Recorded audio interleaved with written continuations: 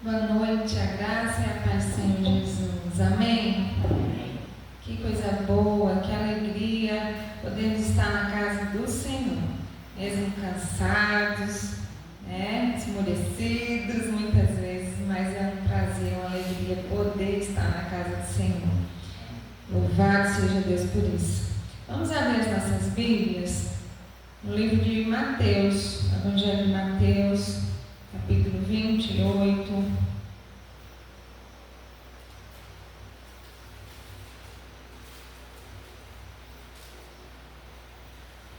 Evangelho de Mateus 28, a partir do versículo 18.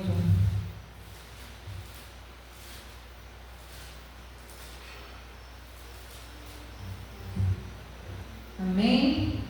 Diz assim: Jesus, aproximando-se, falou-lhes, dizendo: Toda a autoridade me foi dada no céu e na terra.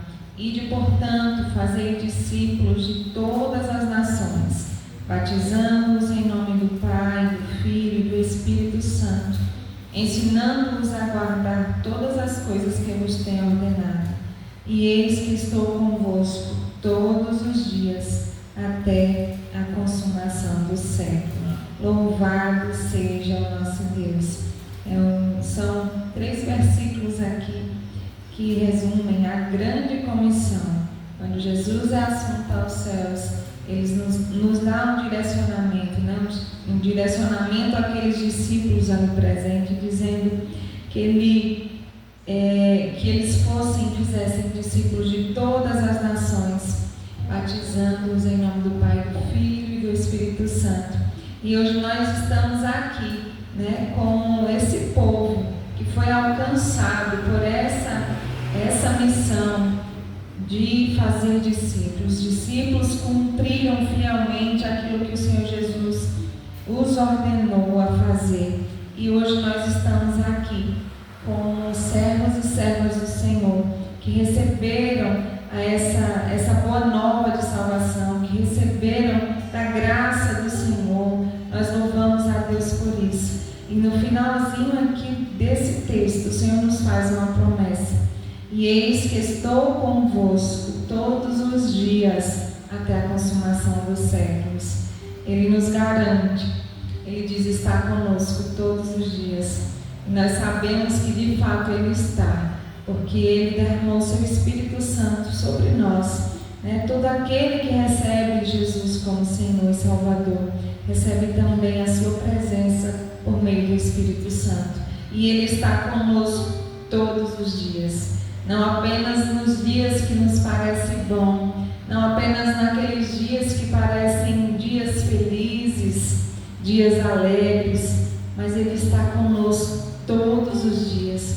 Em todo o tempo o Senhor está conosco, nos momentos de bonança, como também nos momentos de escassez, nos momentos de luta, nos momentos de dificuldade e sim, também nos dias de alegria, nos dias de vitória. Ele está conosco em todo o tempo. Por isso nós o louvamos, por isso nós o adoramos, porque Ele é único, Ele é verdadeiro. Amém? Louvado seja Deus. Vamos orar ao Senhor nesse momento, apresentar diante dEle as nossas vidas, gratos a Ele por sua graça que nos alcançou. Aleluia. Te louvamos, Senhor Deus, te exaltamos. Bendizemos o teu santo nome, porque só o Senhor é Deus e não há outro além de ti. Tu és a nossa rocha, tu és, Senhor Deus, o nosso refúgio. Tu és, Senhor Deus, a nossa segurança, o nosso abrigo seguro. Nós te louvamos, nós te exaltamos, Senhor Deus, te adoramos na beleza da tua santidade. Nós te adoramos porque só tu és Deus, não há outro além de ti. Nós te adoramos porque tu és grandioso, majestoso, o Deus onipotente, onipresente, onisciente, o Deus criador e sustentador de todas as coisas. Nós te louvamos porque tu és o nosso Pai Celeste. Nós te adoramos, Senhor, porque temos a convicção de que todas as coisas que podemos ver, tudo aquilo que também não podemos ver nem conhecer, foram criadas pelo Senhor. Todo poder, todo domínio está em tuas mãos. louvado seja o teu nome. Deus, nós queremos nessa noite cantar louvores a ti, declarar a ti, Senhor Deus, a nossa gratidão, ó Deus, pelo teu cuidado para conosco, pela tua bondade, pela tua misericórdia, pela tua fidelidade. Nós queremos te agradecer, ó Deus, porque um dia o Senhor enviou Jesus Cristo para nos redimir, para nos resgatar, e é por isso que nós estamos aqui nessa noite, porque fomos encontrados por ti, porque fomos amados por ti, mesmo sem merecermos. O Senhor nos escolheu, nos chamou. Nós te louvamos por isso. Pedimos ao Senhor que o Senhor nos perdoe as nossas falhas, as nossas faltas, Senhor, e nos ajude a cada dia, nos santificando, nos moldando, a fim de que sejamos a cada dia transformados em homens e mulheres segundo o teu coração. Em nome de Jesus, nós queremos agradecer, porque nós cremos na promessa do Senhor. A promessa que o Senhor nos fez, dizendo que estaria conosco todos os dias. Nós te agradecemos por isso, Senhor Jesus, porque temos plena convicção, nós temos plena confiança de que essa é uma verdade em nossas vidas. O Senhor está conosco em todo o tempo. Em todo o tempo o Senhor está ao nosso lado. Nós te louvamos por isso, porque mesmo sem merecer, o Senhor está conosco. Muito obrigada, Senhor Jesus. Recebe o nosso louvor aqui nessa noite. Recebe a nossa adoração. Nós queremos te adorar de todo o nosso coração, Senhor. Recebe aí na tua morada uma oferta agradável a ti, com um cheiro suave, e nos transforma, e nos renova, e nos fortaleça para o louvor da tua glória. Em nome de Jesus. Em nome de Jesus. Aleluia. Amém. Vamos adorar o Senhor. Parar que nossa confiança está nele. Firmar que estamos nele. Confio no Senhor. São os montes de Sião que não se abalam, mas permanecem para sempre.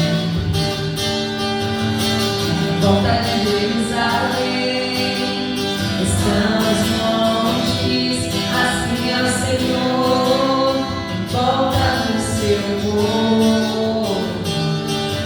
Autoridade e poder, domínio em suas mãos, pois o Senhor é Deus, o Senhor é Rei dos povos.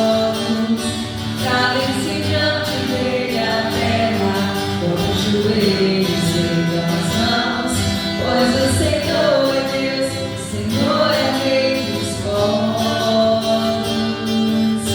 E não dá, sem Jesus não dá, não dá, sem Jesus não dá, oh não dá, sem Jesus não dá, oh não dá, sem Jesus não dá. Se confia no Senhor, são os montes de Sião que não se abalam, permanece para sempre. Em volta de Jerusalém estão os montes, assim é o Senhor, em volta do seu povo. Autoridade e poder, domínio em suas mãos, pois o Senhor é Deus, o Senhor é Rei dos povos. Caiam-se diante dele a terra, dobrem os joelhos e dão as mãos, pois o Senhor é Deus, o Senhor é Rei dos povos. Não dá, sem Jesus não dá, não dá, sem Jesus não dá, oh não dá, sem Jesus não dá, oh não dá, sem Jesus não dá. Glória, glória, aleluia, glória, glória, aleluia, oh glória, glória, aleluia, oh glória, glória, aleluia, amém. Amém, louvado seja o teu nome, Senhor. te adoramos, te exaltamos. A Ti somente todo louvor, toda adoração. A Ti, Senhor, toda honra, toda glória.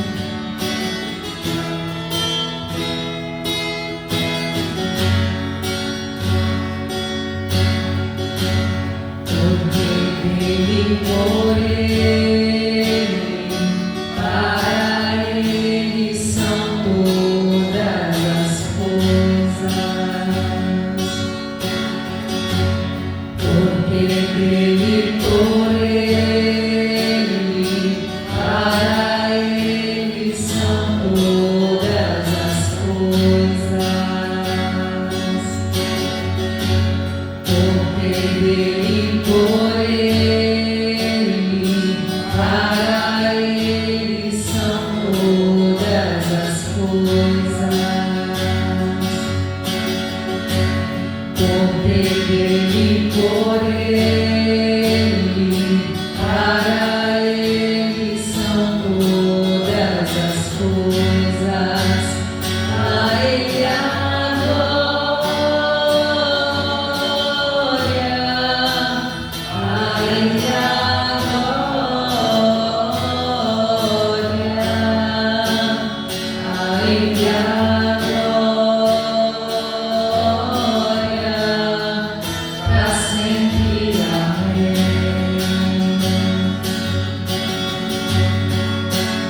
A Ele a glória, a Ele a glória,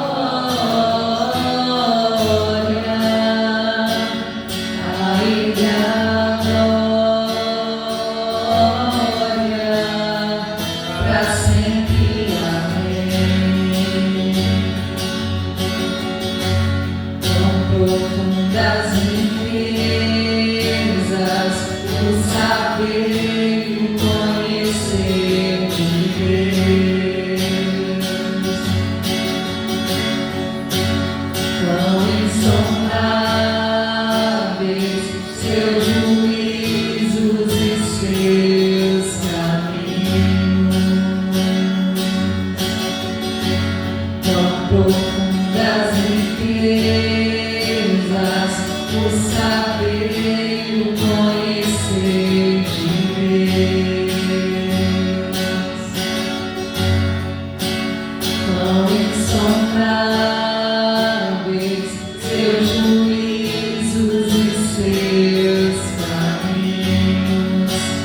A Ele a glória, a Ele a glória, a Ele a glória,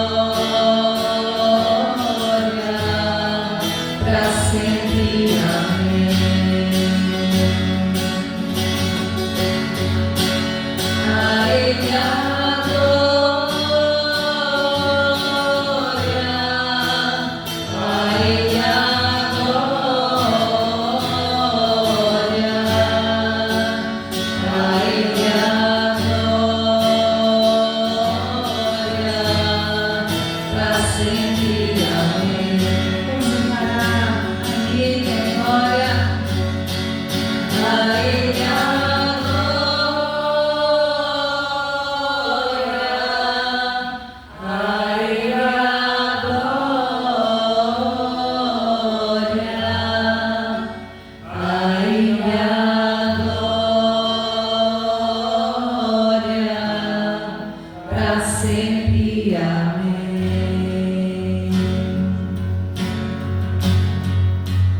A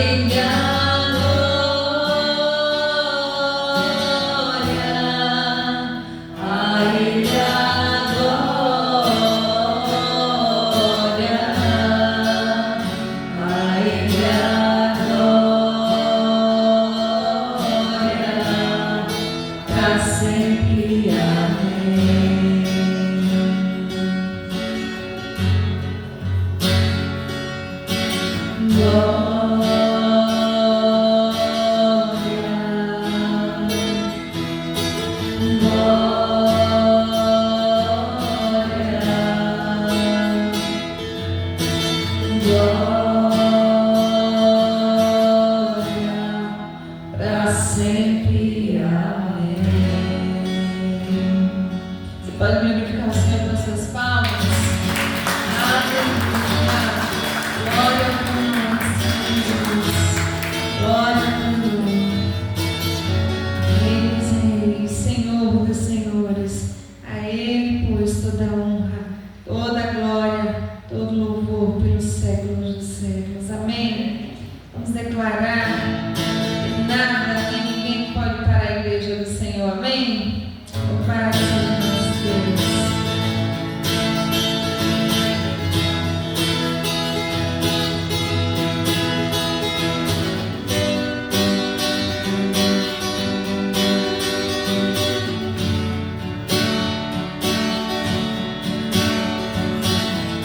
Pressionados, mas não desanimados, perplexos, mas não desesperados, estamos de pé. Perseguidos, mas não abandonados, abatidos, mas não destruídos. Estamos de pé, não caminhamos pelo que vemos, o que nos move é o que nós temos, nação santa, somos a igreja. Vivemos por fé, estamos de pé.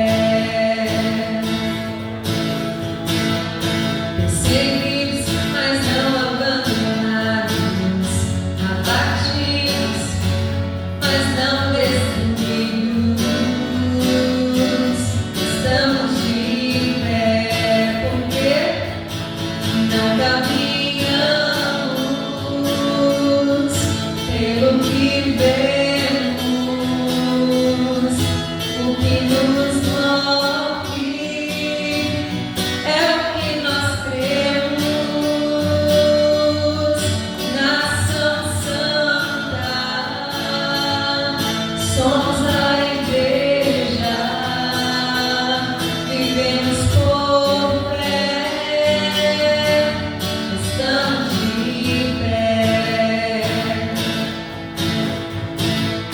A perseguição parou a igreja, o Coliseu parou a igreja, os leões não pararam a igreja do Senhor.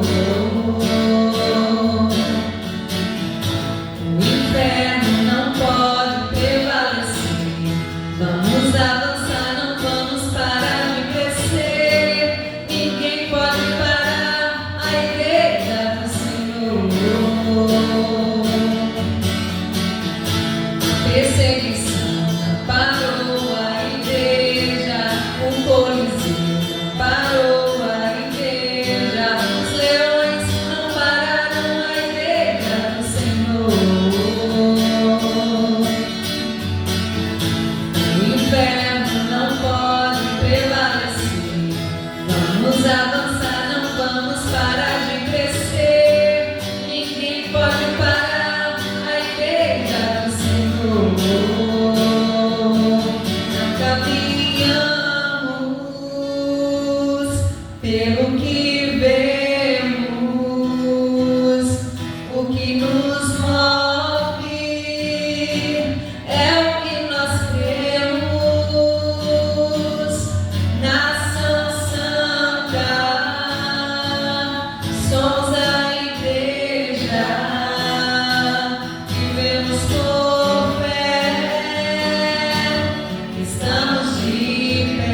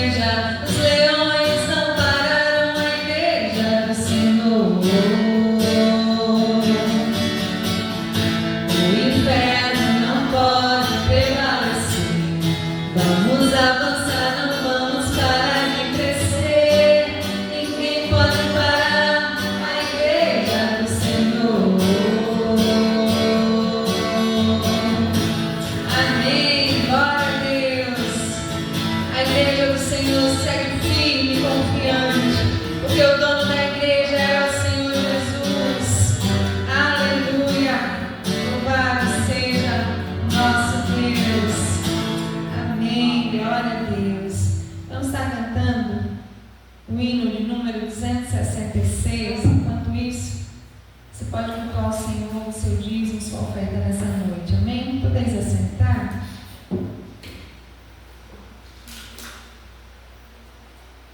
266, Rua de Cruz. Rua de Cruz se erigiu, dela um dia fugiu, como emblema de vergonha e dor. Mas eu sei que na cruz, nesse dia, Jesus deu a vida por mim, pecador. Sim, eu amo a mensagem da cruz, seu triunfo, meu gozo será, pois um dia, em lugar de uma cruz, a coroa Jesus me dará. Desde a glória dos céus, o Cordeiro de Deus ao Calvário humilhante baixou.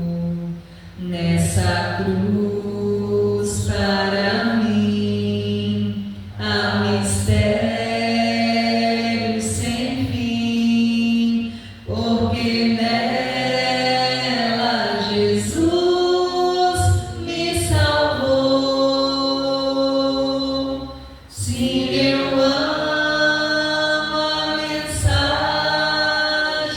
da cruz, seu triunfo, meu gozo será,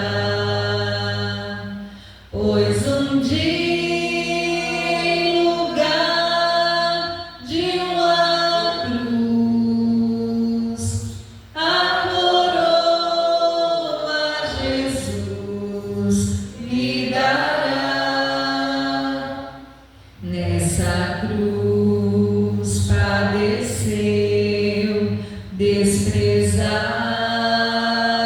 morreu, meu Jesus para dar-me perdão. Eu me alegro na cruz, dela vem graça e luz para minha santificação. Sim, eu amo a mensagem da cruz, seu triunfo, meu gozo será, pois um dia, em lugar de uma cruz, a coroa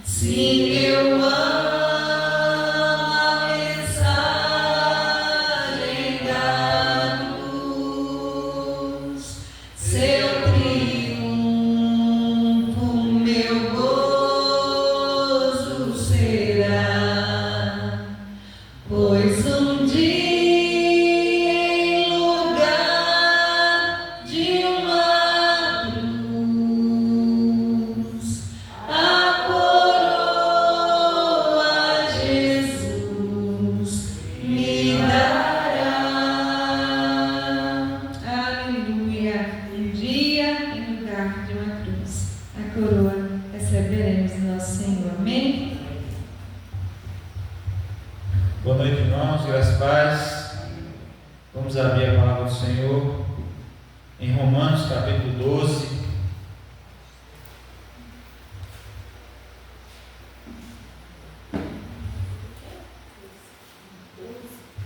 Romanos capítulo 12.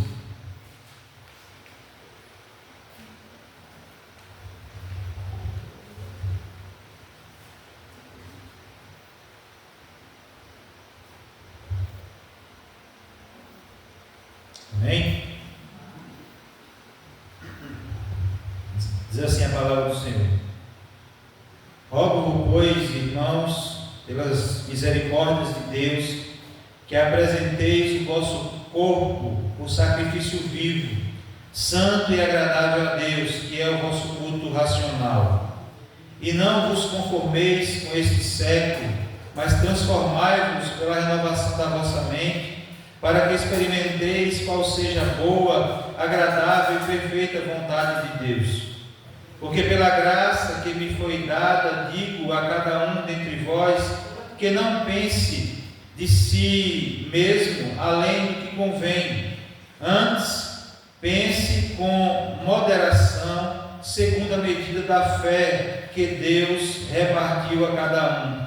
Porque assim como num só corpo temos muitos membros, mas nem todos os membros têm a mesma função, assim também nós, conquanto muitos, somos um só corpo em Cristo e membros uns dos outros, tendo, porém, diferentes dons, segundo a graça que nos foi dada. Se profecia, seja segundo a proporção da fé. Se mistério, dediquemo-nos ao ministério,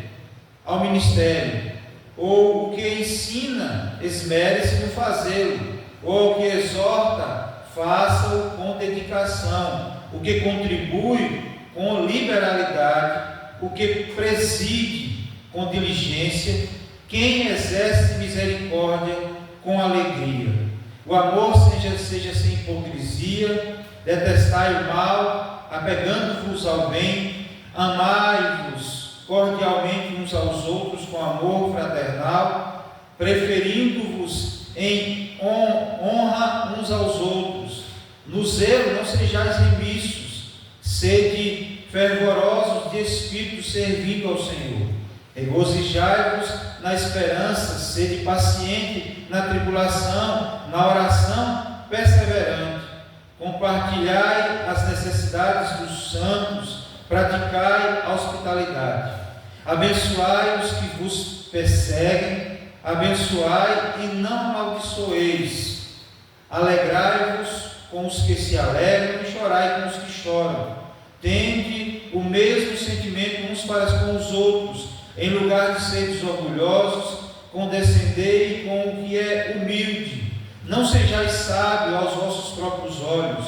Não torneis a ninguém mal por mal. Esforçai-vos por fazer o bem perante todos os homens. Se possível, quando depender de vós, tende paz com todos os homens. Não vos vingueis a vós mesmos, amados, mas dai lugar à ira, porque está escrito: a mim me pertence a vingança, eu é quem retribuirei, diz o Senhor. Pelo contrário, se o teu inimigo tiver fome, dá-lhe de comer, se tiver sede, dá-lhe de beber, porque fazendo isso, amontoarás brasas vivas sobre a sua cabeça. Não te deixes vencer do mal, mas vence o mal com o bem. Amém? Vamos orar mais uma vez. Senhor, bendito seja o nome do Senhor. Nós somos gratos ao Senhor por estarmos juntos, reunidos em comunhão. Ó Deus, a comunhão do corpo. Ó Deus, o corpo de Cristo. Ó Deus, nós louvamos o Senhor porque isso é graça do Senhor para conosco. Bendizemos o Senhor por isso. Ó Pai, nós agradecemos ao Senhor, ó Deus, pelo momento de louvor que nós tivemos e pedimos que o Senhor receba como sacrifício agradável ao Senhor. Também, ó Deus, agradecemos ao Senhor pelas ofertas, por dízimos que o Senhor tem colocado na tua casa. Tem disposto e colocado fé o suficiente aos irmãos para serem fiéis. Louvado seja o nome do Senhor e pedimos que o Senhor nos dê sabedoria, ó Deus, temor do Senhor, para servir aquilo que nós podemos oferecer para o Senhor. Ó Deus, em nome de Jesus Cristo. Agora, Deus, a ministração da Tua Palavra, que o Senhor fale conosco, que o Senhor ministre aos nossos corações, nos faça, ó Deus, sermos crentes, servos do Senhor, com de fato uma vida transformada pelo Evangelho. Que isso não venha a ser apenas algo que esteja no nosso conhecimento, mas que seja, ó Deus, evidenciado na nossa prática. Ó Deus, é em nome de Jesus que nós pedimos. Amém. Amém. Depois de 11 capítulos, onde o apóstolo expõe as riquezas insondáveis da graça do Senhor, onde ele expõe a depravação humana, e que por isso nós precisamos ser justificados, e essa justificação vem pela fé. Depois que Paulo expõe a união com Cristo, a soberania de Deus na eleição, nós chegamos a um ponto aqui muito importante da carta aos Romanos, a um ponto de virada, onde Romanos 12 ele não começa com uma nova doutrina, mas com uma resposta. É como a teologia agora desce do céu para o chão da vida. É como se agora saísse da teoria e agora a gente vai partir para a prática, demonstrar isso na prática. É quando a gente, Paulo agora sai da ortodoxia, e ele não sai da ortodoxia, mas transforma ela em prática.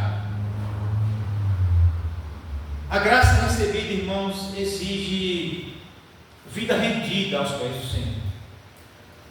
Uma vida exige também, evidencia uma vida transformada. Quando o Evangelho invade a nossa vida, esse Evangelho ele transforma as nossas vidas. João Calvino ele dizia: a verdadeira religião não consiste apenas no conhecimento, mas na transformação da vida. Ou seja, não apenas no conhecer a palavra, mas ter uma vida transformada por essa palavra. E Paulo está dizendo aqui nesta carta, como se ele estivesse dizendo assim: se você entendeu o Evangelho, a sua vida não pode continuar a mesma. Se nós compreendemos o Evangelho do Senhor Jesus, a nossa vida vai ser transformada, ela não vai continuar a mesma. Se ela estiver continuando a mesma, alguma coisa precisa ser revista nas nossas vidas. Amém? E aí Paulo começa dizendo assim: rogo-vos, pois, irmãos, pelas misericórdias de Deus. Paulo aqui, irmãos, ele não apela ao medo, mas à misericórdia. A obediência do crente, ela nasce da graça, não da culpa.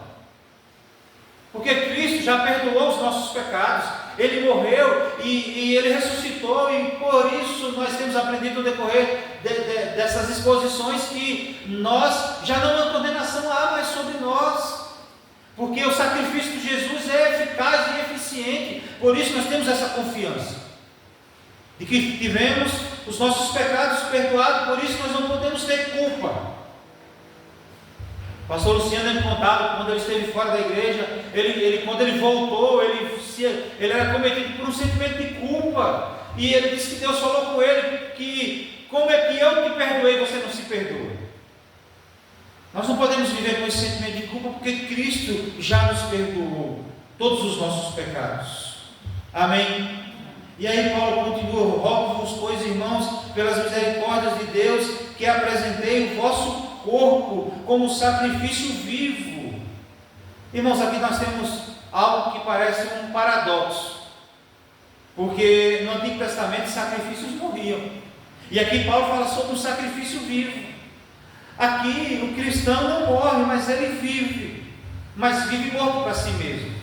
Como ele mesmo diz, em outro momento ele diz: eu já não vivo eu, mas é Cristo quem vive em mim. Eu já não estou aqui, mas para fazer as minhas vontades, mas para cumprir a vontade daquele que me salvou.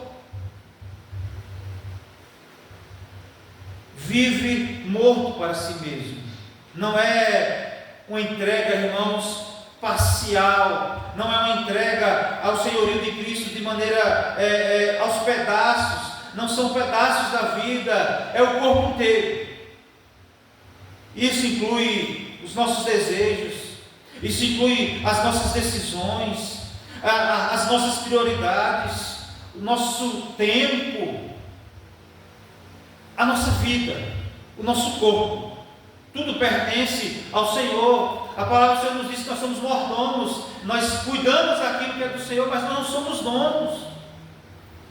Não somos donos, nós somos mordomos, estamos aqui para servir a Deus com tudo que nós temos, porque tudo pertence a Ele.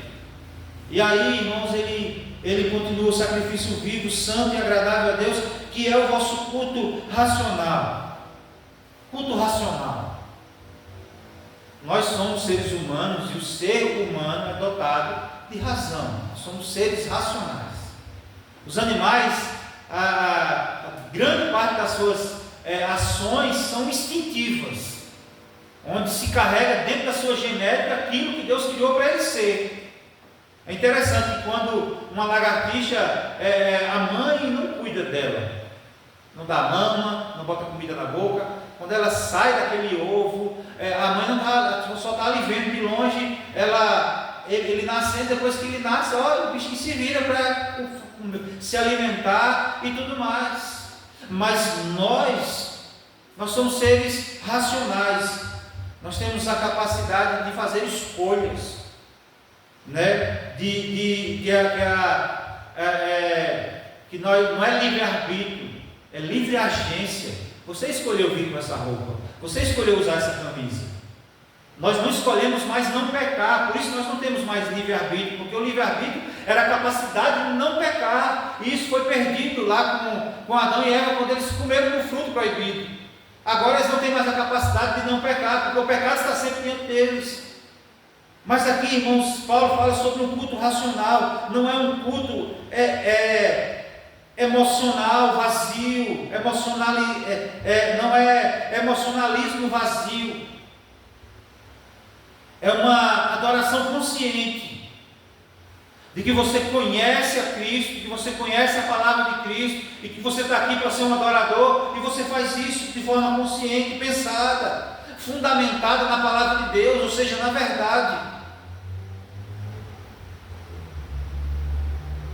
E aí, Paulo continua no verso 2, dizendo: não vos conformeis com esse século, mas transformai-vos pela renovação da vossa mente.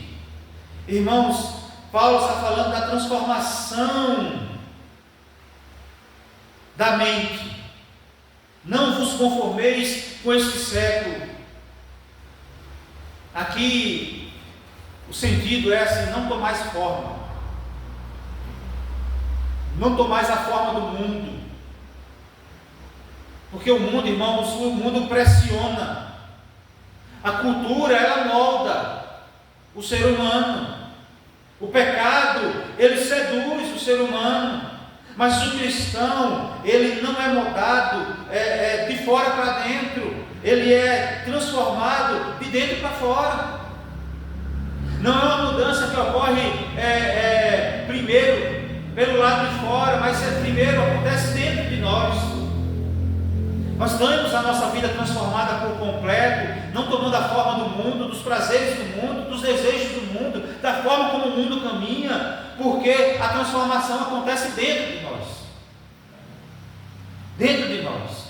E isso é algo que ninguém pode roubar, porque essa mudança que acontece dentro de nós, ela vai transparecer fora da gente também. E aí Paulo chama a atenção para a gente não tomar a forma do mundo, porque se a gente continuar parecido com o mundo, a gente não vai fazer diferença nenhuma. Qual é a transformação de vida que o Senhor fez?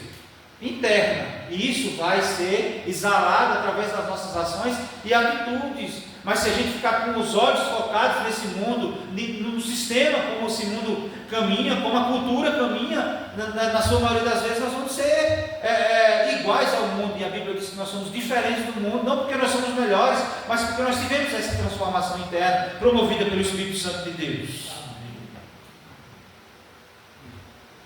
O cristão não é moldado por fora, de fora para dentro. O cristão, ele é transformado de dentro para fora. E aqui, irmãos, é interessante que a palavra transformar é uma metamorfose. É a mesma palavra usada para metamorfose, que indica uma mudança profunda. Não sei quantos já viram aqui como é que uma borboleta virou uma borboleta. É como se ela tivesse duas vidas. Antes ela era uma lagarta e agora ela se tornou uma borboleta. E é interessante que quando nós vemos uma lagarta e depois que vê a transformação que produziu nela, a borboleta não tem nada a ver com a lagarta, nem em aparência física, nem de cor, nem de nada disso. E a gente vê uma lagarta que muita gente tem medo de pegar na lagarta, se transformando em uma borboleta tão bonita, tão bela, que o desejo nosso é muitas vezes capturar essa borboleta e ficar com ela na mão, brincando com ela. Quando a gente era criança, tinha aquelas poças de água, quando chovia, ela enchia de borboleta. A nossa diversão naquele momento era pegar umas borboletas daquela. Mas quem é que tinha coragem de pegar uma lagarta? Aquelas lagartas de fogo que tem pendurado nos pés de um burro. E aqui, irmãos, você percebe que a metamorfose de uma borboleta causa uma mudança de dentro para fora, que transforma ela numa nova criatura. A mesma coisa acontece conosco quando nós recebemos a palavra do Senhor, quando o Espírito Santo nos convence, nos converte do pecado, da justiça e do juízo, porque, irmãos, a nossa vida é transformada por completo. Nós passamos por essa metamorfose. E aí, quando nós olhamos para nós mesmos, diante dessa palavra,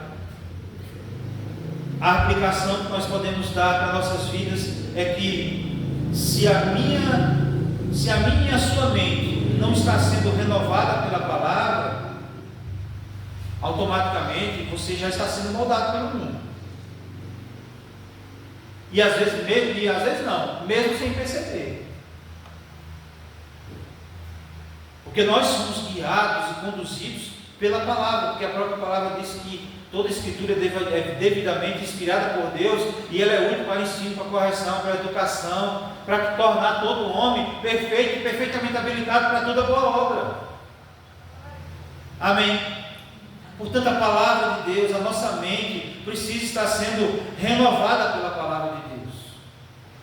Quando nós aceitamos a Cristo e reconhecemos essa palavra, a palavra de Deus, ela vai nos moldando,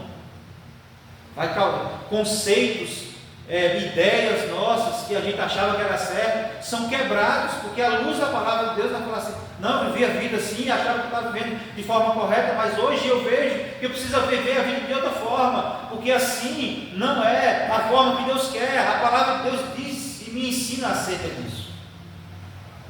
E aí Paulo continua a partir do verso 3, falando sobre uma vida marcada pela humildade e o serviço.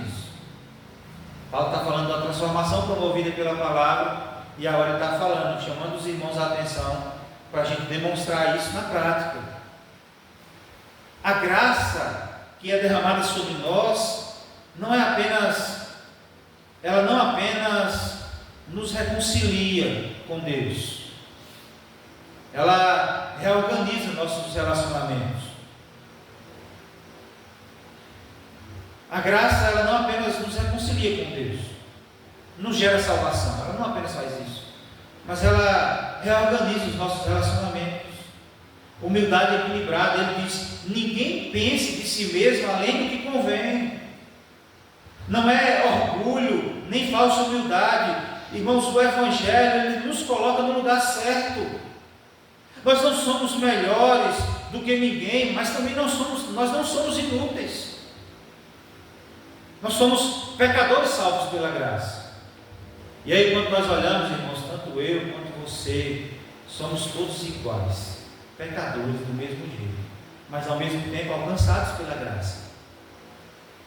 É como eu digo, eu, mesmo sendo líder, não seria salvo pelas minhas obras, sou salvo pela graça. E quando nós olhamos, vocês olham para as suas vidas, vocês são salvos pelo quê? Pela graça. A mesma graça que me alcançou vocês e nos salvou. Porque nós, juntamente todos aqui, nós estávamos perdidos em nossos delitos e pecados, mas agora em Cristo nós temos esperança da salvação. Somos pecadores, salvos pela graça. E isso nos coloca todos no mesmo lugar. Não somos melhores do que ninguém. E aí, irmãos, Paulo traz a ideia de que a igreja é um corpo de muitos membros. E aí muda todo o conceito sai do conceito de plateia. A igreja não é uma plateia. A igreja é um corpo vivo. E cada membro tem sua função. E Paulo lista dons. Paulo nos lista, cada membro tem a sua função, e Paulo vai citando os dons aqui. Ele vai dizendo aquele que profetiza, ao que tem dom de serviço, faça isso com esmero, e ensina, se fortaleça nisso, para ensinar. Se aquele que tem um dom de exortação, faça. Tem outros que vai ter o dom da contribuição, outros vai ter o dom da liderança, outros vai ter o dom de exercer a misericórdia, e nenhum é insignificante, nenhum é menor que o outro. Quando a gente olha para o nosso corpo, nenhuma parte do nosso corpo não existe uma função para ela. A gente pode viver sem algumas partes do nosso corpo? Pode. Mas todas elas têm uma função. Eu particularmente estou perdendo uma parte do meu corpo, cabelo. Assim eu estou de boa, ninguém está me vendo careca, mas se eu fazer assim, todo mundo vai ver. Embora a gente corte, tem muita gente que pode pegar e rapar a cabeça logo, eu não posso fazer isso. Imagine você com uma cabeça desse tamanho, careca, não tem como. Então eu tenho que segurar o máximo. Enquanto eu estiver aqui, eu estou sustentando cada fiozinho de cabelo. Todos, mesmo que pareça uma função que você possa cortar, que você possa ficar sem, mas ele tem a sua função, ele tem o seu propósito. Amém? E quer ver uma coisa ruim de pouco cabelo, é você ficar no sol quente sem boné. Aí você vê a importância do cabelo. E eu já sinto o sol queimando um pouquinho da cabeça. Isso para mostrar, irmãos, que todos nós temos a nossa função. Nenhum é insignificante. Como disse Hermann Bavinck, na igreja de Cristo não há membros desnecessários. Entenda isso, irmãos. Nós não somos uma plateia. Quem tem plateia é si. Quem tem plateia é programa de auditório, é o teatro, ou um show, um estádio tem plateia. Mas a igreja não é plateia. A igreja de Cristo é um corpo, com função, com seus membros, com função e objetivos destinados por Deus, de acordo com a fé. Deus vai dizer aqui, de acordo com a fé de cada um. De acordo com a fé de cada um. E aí cai por terra aquela história: mas eu sou tímido, eu sou devagar, eu não sei falar, eu não sei. Deus deu um dom específico a cada um de nós, e Deus quer que a gente trabalhe para o reino dele. Amém?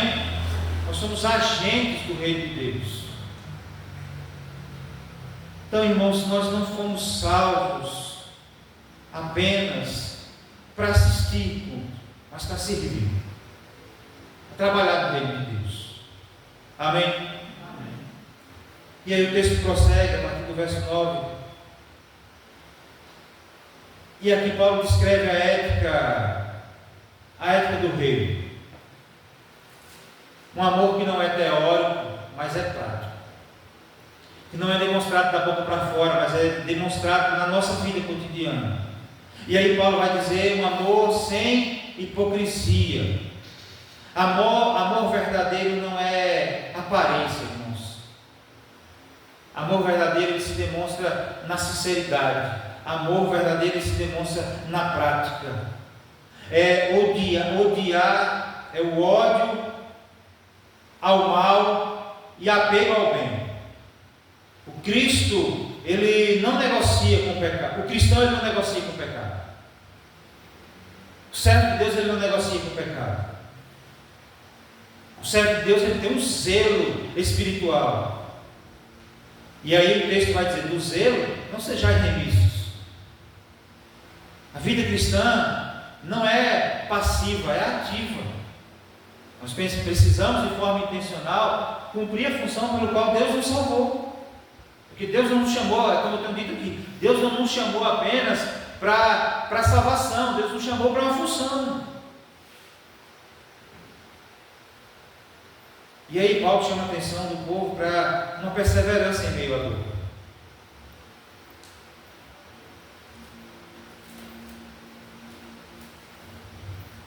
Ele diz o que aí? Sede paciente na tribulação e constantes na oração. A salvação em Cristo Jesus, a graça que nos foi derramada, não nos isenta das provações, não nos isenta das tribulações. Eles falam assim: ó, seja paciente. Está passando por tribulação? Tenha paciência. Essa luta vai passar. Essa adversidade, um dia a gente vai olhar para trás. Ah, mas fulano morreu sofrendo, mas agora não está mais, porque está em Cristo. Quem não tem esperança da salvação, a gente não sabe o que foi que aconteceu, mas aquele que tem esperança da salvação, a gente sabe que está em Cristo. Amém? Que está em Cristo. O pastor Bíblia, quando perdeu sua filha, ele diz assim: ela está melhor do que eu, porque ela está aos pés de Cristo, e eu estou sofrendo aqui pela perda dela. Ela está melhor do que eu. E aí Paulo vai falando sobre generosidade, compartilhar com os santos. É como se o Evangelho nos tornasse mãos abertas, se tivéssemos prazer em ajudar uns aos outros. E essa é a demonstração daqueles que têm uma vida transformada, daquele que teve sua vida mudada, daquele que passou por uma metamorfose, que teve a sua vida transformada, promovida pela palavra de Deus e o Espírito Santo que age em nós. Amém? E aí, irmãos, Paulo chega na parte, nos textos mais desafiadores para nós, a partir do verso 14.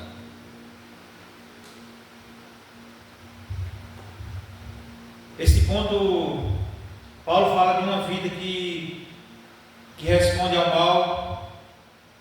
mal com graça. Esse é um dos trechos mais desafiadores para nós, porque esse ponto não é apenas uma aplicação ética, é uma expressão visível do Evangelho, entranhado na vida do servo de Deus. Paulo, ele não está sugerindo um ideal elevado para poucos, para talvez super crentes. Estou dizendo, Paulo não está dizendo isso. Ele está descrevendo aqui um padrão normal de quem foi alcançado pela graça. Não é algo que deve ser cultivado e deve ser evidente na vida de alguns crentes, de alguns servos de Deus. É algo que deve ser normal na vida dos crentes. E aí Paulo começa a abençoar os que te perseguem. Irmãos, abençoar quem nos abençoa é fácil, mas abençoar quem nos persegue é muito difícil. E o nosso senso de justiça pecaminoso quer fazer justiça muitas vezes com as próprias mãos. Abençoar os que perseguem é contra a natureza humana, mas é exatamente o que Cristo fez. Ele amou aqueles que estavam lhe crucificando.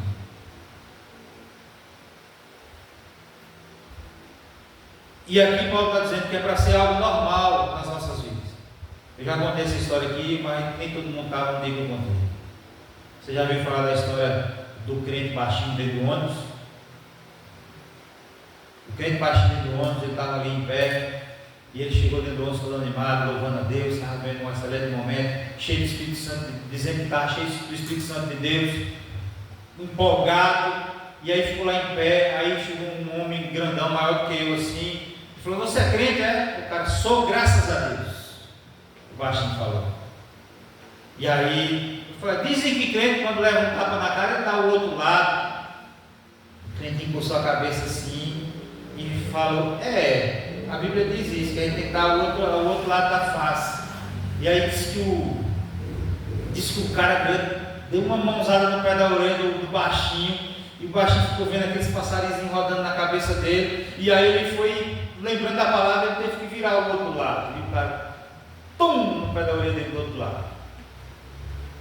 E aí o cretinho encheu a cabeça de ira e falou assim, agora olha para cima para ver o que Jesus vai fazer. Na hora que o homem olhou para cima, ele, tum, o baixinho deu um murro no queixo do cara, o cara caiu lá desmaiado no chão. Irmãos, a vida com Cristo não é essa. Não é esse exemplo que nós devemos demonstrar. Paulo está nos ensinando aqui que nós devemos abençoar os que nos perseguem. Isso é extremamente desafiador, e só quem teve a sua vida transformada pelo Evangelho, de fato e de verdade. Ai, irmão, eu estava com crise de riso. E eu estou pegando também. Porque ela está rindo, não posso ver ninguém. Mas, irmãos, só quem teve a sua vida transformada de dentro para fora é que de fato pode experimentar essa transformação exigida pelo Senhor. E aí Paulo continua, alegrai-vos com os que se alegram. Isso exige um coração livre de inveja e de orgulho. Você já percebeu que tem pessoas ao nosso redor que elas não se alegram com nossas conquistas?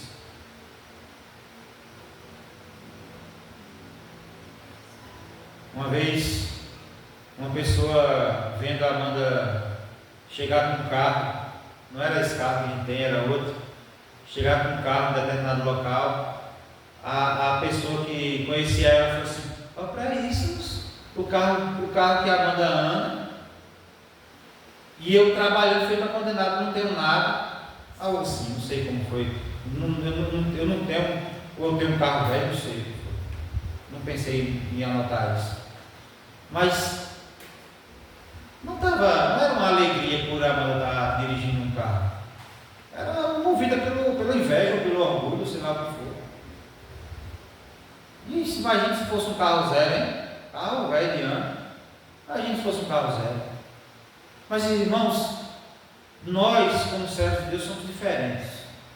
Nós precisamos nos alegrar com os que estão alegres, alegrar cada conquista, um do outro, orar para que Deus continue abençoando o nosso próximo. Esse deve ser o desejo que deve permear o nosso coração. Isso exige um coração livre de inveja, de orgulho, um coração que, como característica, que exala o bom perfume de Cristo, gerando uma empatia verdadeira pelos outros, alegria. Chorar é com os que choram também. Se compadecer com a dor do outro. E aí Paulo continua dizendo, não vos vingueis. E aí, irmãos, a rejeição da vingança é algo que mexe com a gente, porque a gente, se alguém dá um bicudo na nossa canela, a gente quer retribuir em troca, igual o baixinho do Romanos. E aqui é muito forte esse texto, porque aqui ele diz assim, a justiça pertence a Deus. E aí quando ele diz a justiça pertence a Deus, como diz John Stott, ele vai dizer assim, a renúncia à vingança é confiar que Deus julgará com perfeição a justiça. Ou seja, é confiar na justiça de Deus. E aí ele vai continuando, vencer o mal com o bem. E aqui é o ponto-chave do capítulo, o ápice do capítulo. O mundo responde o mal com mais mal ainda. Mas o servo de Deus responde com o bem. Ele diz, não retribuam o mal. Sabe por quê, irmãos, que Jesus diz isso? Ele diz, a mim pertence a vingança, eu retribuirei, diz o Senhor. A vingança é proibida não porque o mal não importa. Não é porque aquela pessoa que fez o mal vai passar impune, mas é porque Deus leva o mal mais a sério do que nós. E aí, quando nós tentamos nos vingar daqueles que estão nos perseguindo, nós estamos, é como se nós estivéssemos dizendo, assumindo o papel de Deus, porque a Deus pertence a vingança, não a nós. A ordem de Deus para conosco é que nós venhamos amar aqueles que nos perseguem, se alegrar com os que se alegram. E ele falou assim, é como se ele dissesse assim, pode deixar, a vingança é comigo, eu que entendo, eu que resolvo isso para você. Você não é capaz de resolver isso, eu que vou resolver. E aí, quando nós assumimos o lugar de vingar, nós estamos querendo assumir o papel de Deus. E aí nós podemos ter outro pensamento, nós podemos estar desconfiando da justiça de Deus. Irmãos, confiar na justiça de Deus não é fraqueza. Amar a quem que fez mal não é um sinônimo de fraqueza, porque muitas vezes isso mexe conosco, porque é como se a gente tivesse demonstrado fraqueza. Aquele baixinho no ônibus, ele talvez ficou envergonhado porque as pessoas viram ao redor e deve ter falado assim, oxe, ele não vai fazer nada. E no ego dele, ele falou assim, se eu não fizer nada, o povo vai dizer que eu sou frouxo, que eu sou fraco, que eu sou medroso, então eu preciso revidar. Não, irmãos, isso não é sinal de fraqueza, é poder espiritual, é poder de autocontrole, que é só promovido por Deus. Isso é poder espiritual para suportar aqueles que nos perseguem. Amém. Irmãos, o Evangelho que nós seguimos é o Evangelho que transforma as nossas vidas, que transforma o nosso ser, que transforma o homem, a mulher valente em uma mulher mansa e um homem manso, temente ao Senhor, que serve ao Senhor com fidelidade e temor a Deus, que não resolve as coisas mais do seu jeito, mas que entrega tudo diante do altar do Senhor, porque ele confia na potente e poderosa mão do Senhor, do cuidado dele para conosco, para o seu povo. Esse Evangelho é um Evangelho que transforma tudo. Esse texto, irmãos, nos mostra que a salvação não termina na cruz, ela continua na nossa vida, transformando a nossa vida. A graça, ela não apenas perdoa, ela transforma a nossa vida por completo. O Evangelho, ele não é apenas crido, o Evangelho ele deve ser vivido. Portanto, a pergunta que deve ser feita nessa noite não é: você conhece o Evangelho? Não é essa. A pergunta que deve ser feita é: o Evangelho é visível na sua vida? É por isso, irmãos, que essa palavra ela nos nivela de tal forma que não importa qual seja a nossa função ou cargo, ela nos coloca na mesma condição um do outro, porque nós precisamos fazer esse questionamento. O Evangelho é visível na nossa vida? E essa identificação precisa ser feita por cada um de nós. É como eu sempre falo, é olhar para o espelho, para você mesmo, e ver se o Evangelho tem provocado mudanças, não apenas internas, mas que é visível nas nossas vidas. Amém? Tudo isso, irmãos, se fosse depender de nós, não era nada disso era possível. Mas tudo isso foi possível. E tudo isso que Paulo diz aqui em Romanos 12, Cristo viveu. Ele se ofereceu como sacrifício. Cristo, ele foi humilde, porque ele mesmo sendo Deus, não usou como usurpação ser igual a Deus, ele se esvaziou de si mesmo. Ele veio para essa terra sofrer as mesmas mazelas que a gente sofre, as mesmas dores, cansaço, fome, tudo isso. Ele foi humilde, ele serviu. Quando os discípulos estavam discutindo entre si quem era o maior entre eles, ele disse: o maior é aquele que serve. E aí ele chega num determinado momento e ele lava os pés dos seus discípulos. Ele amou sem hipocrisia. dizia, ele abençoou os seus perseguidores. E quando ele estava na cruz, ele diz: Senhor, perdoa-os, porque eles não sabem o que fazem. Ele abençoou os seus perseguidores. Ele venceu o mal com o bem naquela cruz.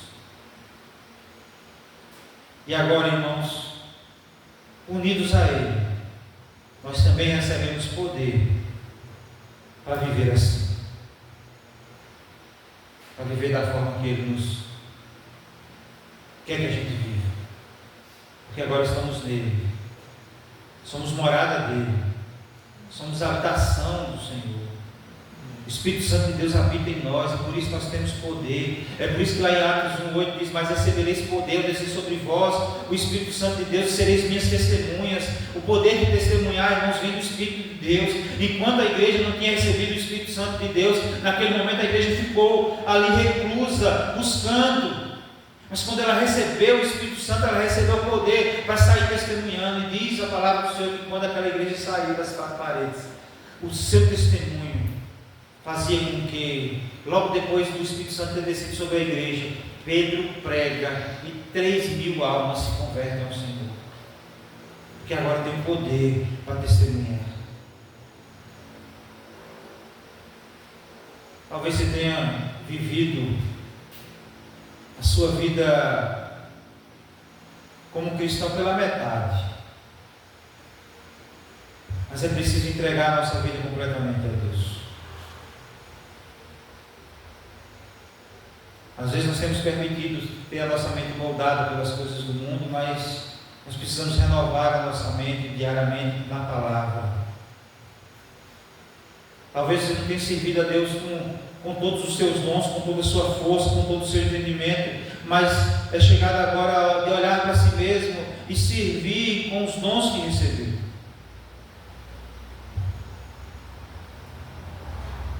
Talvez você tenha ouvido falar sobre o amor para com os perdidos, mas esse amor não saiu da teoria e é preciso amar de forma prática.